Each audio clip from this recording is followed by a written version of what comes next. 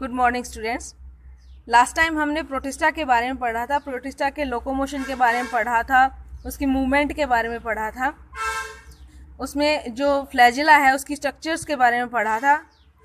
आज जो हम पढ़ेंगे वो पढ़ेंगे nutrition in protista. Nutrition in protista जब हम पढ़ते हैं तो हम देखते हैं कि इसमें डिफरेंट टाइप का न्यूट्रिशन हमें देखने को मिलता है।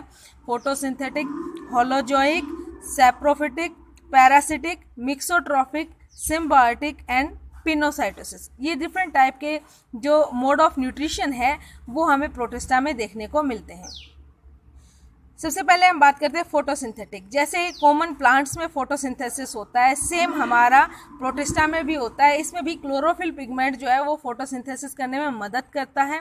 सिंपली ये भी क्या करता है, एयर से कार्बन डाइऑक्साइड एब्जॉर्ब करता है, एनवायरनमेंट से वाटर एब्जॉर्ब करता है। जो क्लोरोफिल है वो सनलाइट को ट्रैप करता है, एब्जॉर्ब करता है, वाटर का फोटोलिसिस करता है, उसके बाद कार्बन डाइऑक्साइड को फिक्स करता है। वही हमारे कॉमन प्लांट्स वाली डार्क एंड लाइट रिएक्शंस होती हैं और उसके बाद फूड की प्रिपरेशन होती है। तो फोटोसिंथेसिस के थ्रू क्या होता है, फूड प्रिपेयर किया जाता है प्रोटिस्टा में। इसके एग्जाम्पल है प्रोटिस्टा के जो फोटोसिंथेसिस करते हैं, डिनोफ्लैजिलेट्स एंड डायटम्स। सेकेंड है हमारा holozoic. Holozoic mode of nutrition को हम होलोजोइक भी कह सकते हैं, जूट्रॉपिक भी कह सकते हैं, फैगोट्रॉपिक भी कह सकते हैं। इसके एग्जाम्पल है अमीबा, पैरामीशियम। इसमें कह रहा है कि जो हमारा होलोजोइक न्यूट्रिशन है ये इसमें डायरेक्ट फूड को एनगल्फ किया जाता है। नेक्स्ट हमारा सैप्रोबिक। सैप्रोबिक में कह रहा है कि सैप्रोफिटिक भी कह सकते हैं हम इसको। इसमें डेड और डिकेइंग ऑर्गेनिक मैटर से कोई भी ऑर्गेनिज्म अपना फूड गेन करता है, उसे कहते हैं सैप्रोफिटिक मोड ऑफ न्यूट्रिशन। इसके एग्जाम्पल है स्लिम मोल्ड। नेक्स्ट हमारा parasitic mode of nutrition. Parasitic हमने पहले ही पढ़ा था। पैरासाइट क्या होते हैं, वो ऑर्गेनिज्म जो किसी दूसरी बॉडी के ऊपर रह के या उसके अंदर इन्वेड करके उससे अपना फूड गेन करते हैं। पैरासाइट्स वो ऑर्गेनिज्म होते हैं जो किसी दूसरी बॉडी से अपना न्यूट्रिशन गेन करते हैं, और जिस बॉडी से वो अपना न्यूट्रिशन गेन करते हैं उसे कहते हैं होस्ट बॉडी। ये बॉडी के अंदर इन्वाइट भी कर सकते हैं, उसके ऊपर भी रह सकते हैं। इस तरह का न्यूट्रिशन जो हमें मिलता है जियार्डिया और ट्रिप्नोसोमा, प्लाज्मोडियम, इस तरह के प्रोटिस्टा में। नेक्स्ट है मिक्सोट्रॉफिक। मिक्सोट्रॉफिक न्यूट्रिशन जो है इसके अकॉर्डिंग क्या कह रहा है कि दो या दो से ज़्यादा टाइप का जो मोड ऑफ न्यूट्रिशन किसी ऑर्गेनिज्म में अगर हमें मिलता है तो वो होता है मिक्सोट्रॉफिक मोड ऑफ न्यूट्रिशन। इसका एग्जांपल है यूग्लिनम। Next symbiotic. सिम्बायोटिक जो रिलेशन होता है, सिम्बायोट इसे हम म्यूचुअलिज्म भी कह सकते हैं। इसमें दो ऑर्गेनिज्म होते हैं, दोनों एक दूसरे के कॉन्टैक्ट में रहते हैं, एक दूसरे की हेल्प करते हैं, दोनों को बेनिफिट होता है, किसी को भी हार्म नहीं होता है। ये एक अपना सोशल इंटरेक्शन एक तरह से। इसमें इसके एग्जांपल है हमारे जो प्रोटिस्टा है, जैसे कि ट्राइकोनिम्फा है, लोफोमोनास है। ये हमारी जो टर्माइट और जो वुड रोचर है इनके इंटेस्टाइन में रहते हैं और इस तरह से अपना न्यूट्रिशन गेन करते हैं सिम्बायोसिस से। नेक्स्ट है पिनोसाइटोसिस। पिनोसाइटोसिस में क्या कह रहा है, इनऑर्गेनिक सॉल्यूशन या साल्ट के फॉर्म में जो फूड गेन किया जाता है उसे कहते हैं पिनोसाइटोसिस। इसका एग्जाम्पल है अमीबा। नेक्स्ट, ये तो थे हमारे न्यूट्रिशन इन प्रोटिस्टा। नेक्स्ट हम बात करेंगे रेस्पिरेशन की। रेस्पिरेशन मेनली जो हम पढ़ते हैं on the basis of presence और एब्सेंस ऑफ ऑक्सीजन की हम बात करें तो टू टाइप का न्यूट्रिशन हमें मिलता है, aerobic and anaerobic.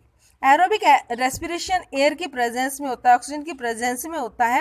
Anaerobic respiration जो है वो एयर की एब्सेंस में, या ये कह सकते हैं कि ऑक्सीजन की एब्सेंस में होता है। अगर हम प्रोटिस्टा की बात करें तो जो हमारे फ्री लिविंग सरफेस पे जो फीड करते हैं वो प्रोटिस्टा जो होते हैं उनमें हमें एरोबिक रेस्पिरेशन देखने को मिलता है, जबकि हमारे जो प्रोटिस्टा एज एन पैरासाइट होते हैं या बॉटम लिविंग होते हैं, जो हमारे सीज वगैरह की बॉटम्स में जो रहते हैं, इस तरह के प्रोटिस्टा एनारोबिक रेस्पिरेशन शो करते हैं। उसके बाद नेक्स्ट जो हमारा है दैट इज रिप्रोडक्शन। रिप्रोडक्शन हमने पहले ही पढ़ा है। रिप्रोडक्शन मेनली हमारा टू टाइप्स का होता है, sexual reproduction and asexual reproduction. जो हमारा एसेक्सुअल रिप्रोडक्शन है उसके बारे में हम यहाँ सबसे पहले पढ़ेंगे। जो हमारे प्रोटिस्टा है, इस चैप्टर में हम पढ़ेंगे कि हमारे प्रोटिस्टा में कौन कौन से मोड ऑफ रिप्रोडक्शन है।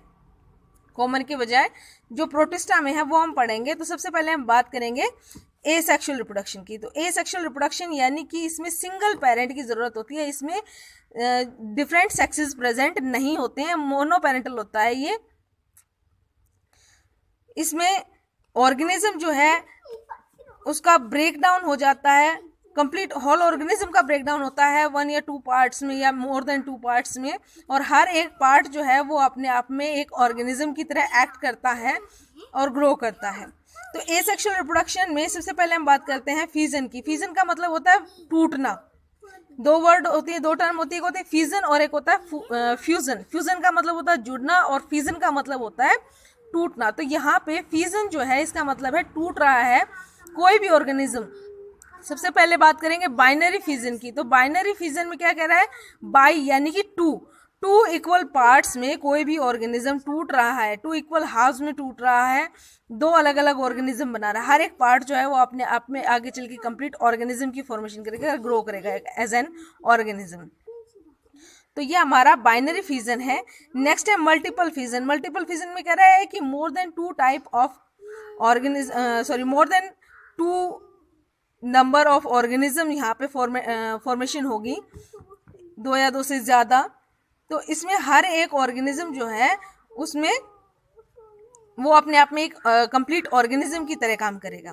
नेक्स्ट है प्लाज्मोटोमी। प्लाज्मोटोमी एक सिंपल प्रोसेस है जिसमें कह रहा है कि एक मल्टी न्यूक्लिएट सेल जो है वो डिवाइड हो जाती है 2 या 2 से ज़्यादा मल्टी न्यूक्लिएट सेल्स में। इस प्रोसेस को कहते हैं प्लाज्मोटोमी। नेक्स्ट स्पोर फॉर्मेशन, हमने 10th क्लास में पढ़ा था, उसके बाद ही पहले ही बताया गया है। स्पोर फॉर्मेशन जो है इसमें क्या कह रहा है, ऑर्गेनिज्म छोटे छोटे स्पोर्स की फॉर्म, स्पोर लाइक स्ट्रक्चर्स बनाता है जो कि एडवर्स एनवायरनमेंट को क्रॉस करने में मदद करता है, और बाद में यही स्पोर जो है ये कंप्लीट ऑर्गेनिज्म की फॉर्मेशन करते हैं। स्पोर फॉर्मेशन डिफरेंट वेज से होता है। जू फ्लैजलेट्स हैं, क्लेमाइडोस्पोर्स हैं, अपने ये डिफरेंट टाइप के स्पोर फॉर्मेशन प्रोसेसेस हैं। उसके बाद नेक्स्ट हमारा है बडिंग। बडिंग यानी कि हमने यीस्ट में और हाइड्रा में 10th क्लास में पढ़ा था बडिंग प्रोसेस। तो सेम हमारे यहाँ पे भी बडिंग प्रोसेस के थ्रू जो प्रोटिस्टा है वो ग्रो करते हैं। हर वो बर्ड जो है वो आगे चल के कंप्लीट ऑर्गेनिज्म की फॉर्मेशन करती है। ये जो डिफरेंट टाइप थे ये हमारे एसेक्सुअल रिप्रोडक्शन के थे। नेक्स्ट जो हम पढ़ेंगे that is sexual reproduction. Sexual reproduction में हम पढ़ेंगे सिनगैमी। सिनगैमी का मतलब होता है फ्यूजन ऑफ गैमेट्स। सिनगैमी जो हमारी है इसका मतलब होता है फ्यूजन ऑफ गैमेट्स। इसमें कह रहा है कि हमारे 1n यानी हैप्लॉइड गैमेट्स बनते हैं, वो फ्यूज करते हैं, और उस प्रोसेस को जो है हम क्या कहते हैं, सिनगैमी। सिनगैमी इसमें हमें डिफरेंट टाइप की देखने को मिलेगी, isogamy, anisogamy and oogamy. Isogamy में कह रहा है कि 2 गैमेट्स बनेंगे, दोनों के दोनों सेम होंगे, स्ट्रक्चर, शेप, सब कुछ उनका सेम मिलेगा हमें। एन आइसोगैमी में कह रहा है कि जो 2 हमारे गैमेट्स होंगे वो स्ट्रक्चरली सेम नहीं होंगे, दोनों अलग अलग साइज के होंगे, अलग अलग स्ट्रक्चर के होंगे।